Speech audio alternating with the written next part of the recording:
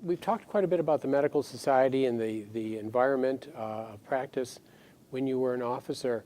Let's talk a little bit about your practice. You say you started with your radiology group in 1974.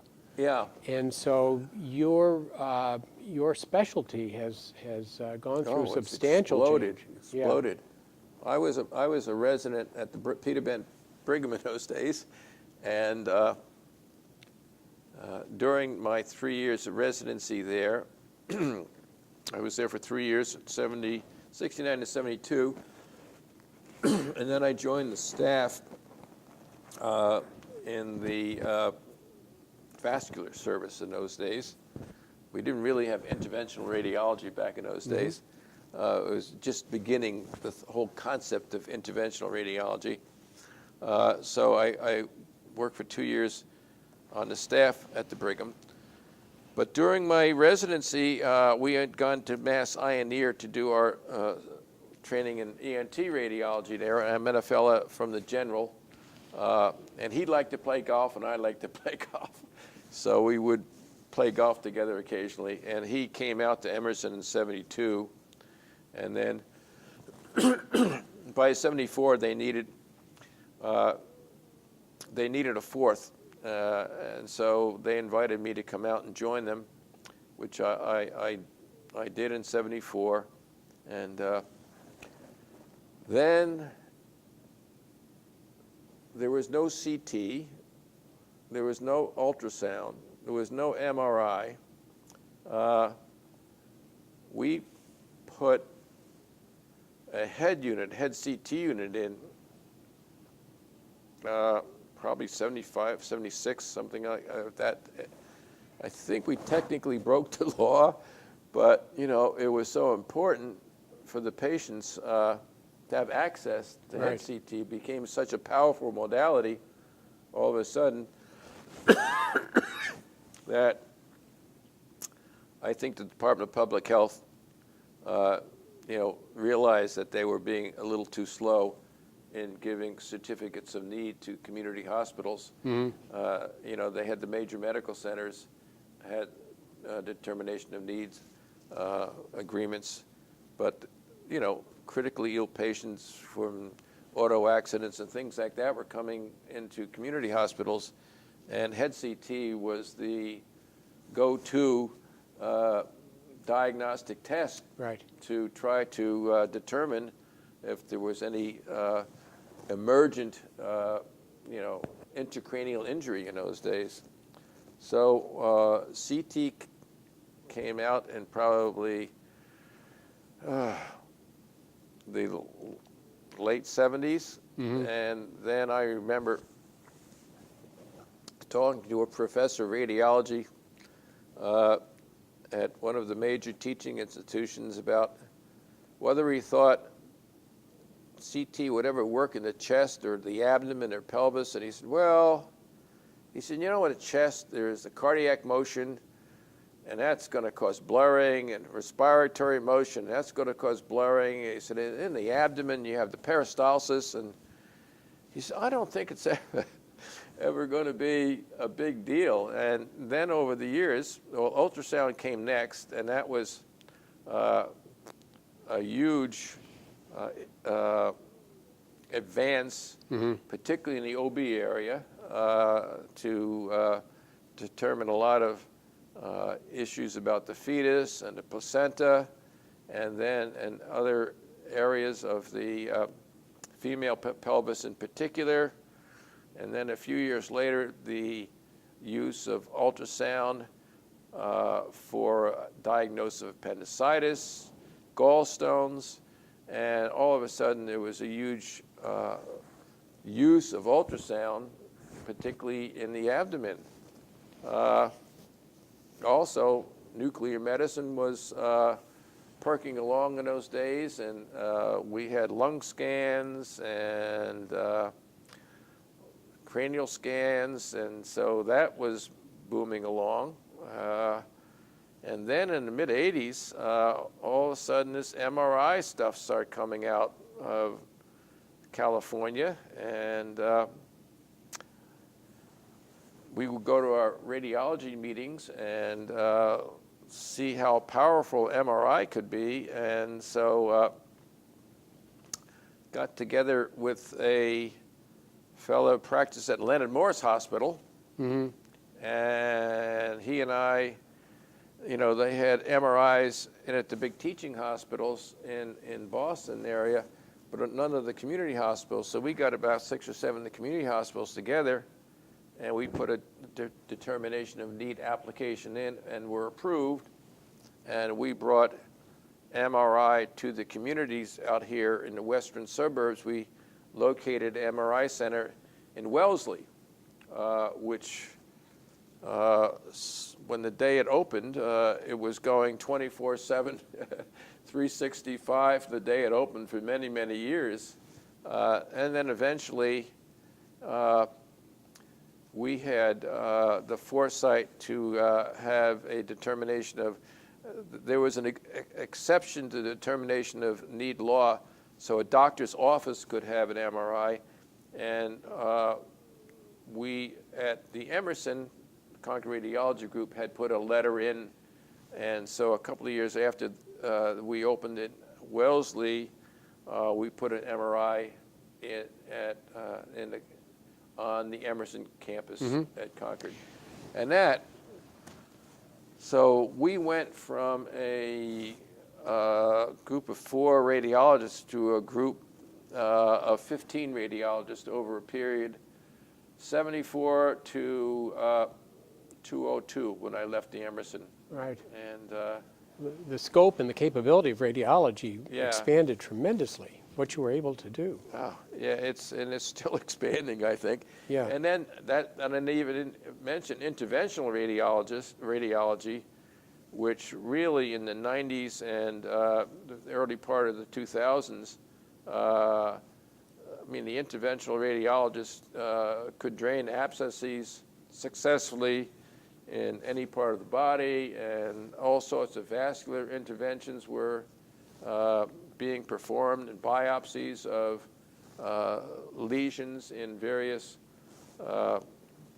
locations were being performed by interventional radiologists. So the whole field of just a new field developed Right.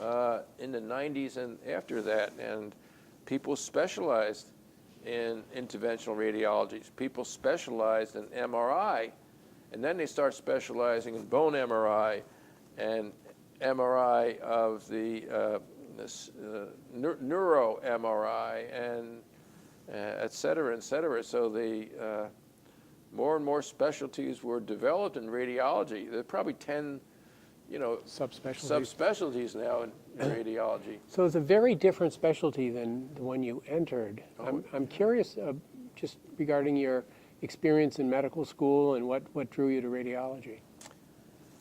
Medical school, I went to Georgetown down in D.C., and I came out thinking I wanted to be an internist. Internal medicine I liked very much.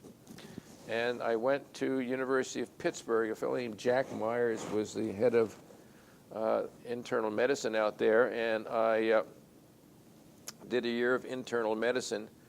But then during my medical school career, Vietnam was heating up, and I got married after my second year of medical school, and had a lot of, well, probably not a lot of debt compared to what they have now, but was a significant amount of debt. And so I joined a Ensign 1915 program, and they paid me ensign's pay my senior year of medical school. Because my wife we had our first child when I was just at the beginning of my last year in medical school. So they paid me my ensign's pay, which allowed us to get through that year. And then I owed them 3 years of service. So after my year of internship, I had 3 years of active duty. So I reported to, I took a lot of trips back and forth between Pittsburgh and D.C. trying to figure out a way to avoid going to Vietnam. And my advice was to take a destroyer squadron out of the East Coast. So we put Newport. Newport was eventually the place that we were assigned to. I assigned a destroyer squadron in Newport. And I think there were like 24 destroyer squadrons there. But I got the one squadron that was assigned to go to Vietnam. So in October of '66, I took off for a 7-month cruise around the world, went out through the Panama Canal, stopped in Hawaii, and then on to, I think we stopped at the Philippines first, and then the Gulf of Tonkin for 5 months, doing plane guard duty. Had a lot of interesting experiences during that period of time. Men overboard and a viral pneumonia outbreak as we left Hawaii. And I was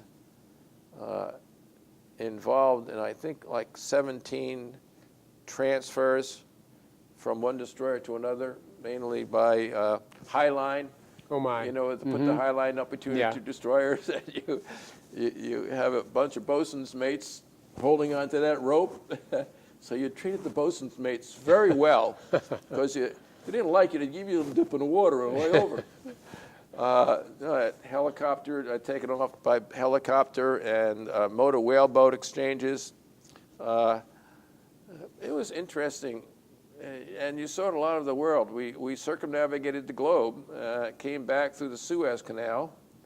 I think it was just before the war in '67. And we didn't stop at Lebanon because a lot of nonsense was going on there. We stopped at a few Mediterranean ports and came back in April of '67. So it was an interesting time. And then I was assigned to Newport. And then a friend of mine said, well, they need some help in the emergency room up there at the in Newport at Fall River. And so I made contact up there, and then they asked me to get a group of Navy docs to cover the emergency room at Union Hospital in Fall River. So I did that for the next I had 2 years plus left in my assignment there, and so I covered the emergency room there, and got another bunch of guys to help with that. That was an interesting experience. And then during my 3 years of residency, I would go down once a month and put in, I think it was a 36-hour shift. That's before we had emergency rooms doctors, Right. and before hospitalists came into. So I had a lot of background in emergency room work and private, in that area there. So I enjoyed that very much. But I got into radiology really when I was assigned to Newport. I was doing, the outpatient clinic work, mainly seeing wives and retirees and things like that. And the conferences, every day they had a conference in the radiology department, all the internists and surgeons. And that's where like 75% of the patients who were admitted to the hospital had x-rays, and they made a major, helped make major decisions about how you treated patients, what the diagnosis was, and how the management was successful or not successful. And we had a nice group of radiologists down, and I was fascinated with how important radiology was back in, that was 67 to 69, how important it was to diagnosis and patient management. Right, and it's only become more important. Yeah. Wow. Well, this has been a terrific interview, and I really appreciate your taking the time to talk with us today. Thank you so much. Thank you very much. It was a pleasure. My pleasure was mine to be here and chat with you, Dale.